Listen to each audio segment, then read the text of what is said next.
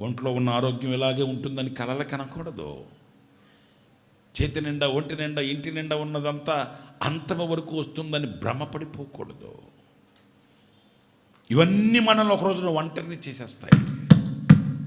ఇవన్నీ ఒక రోజున మనల్ని బికారిగా చేసేస్తాయి.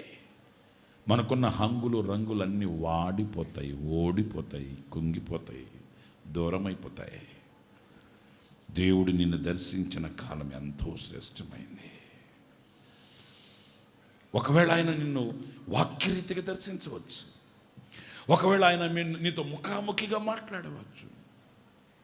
ఒకవేళ ఆయన నీతో స్వప్నమందు మాట్లాడవచ్చు, దర్శించవచ్చు. ఏ రీతిగా ఆయన నిన్ను దర్శించినా ఆ దర్శించిన కాలం పలుమార్లు నేను నిన్ను దర్శించాను, పలు సేవకుని ద్వారా నేను నిన్ను దర్శించాను, పలు వాక్యాల ద్వారా నేను నిన్ను దర్శించాను.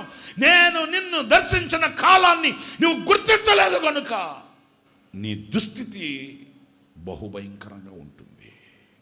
దేవుడు మనల్ని దర్శించిన కాలం ఎంతో విలువైనదండి.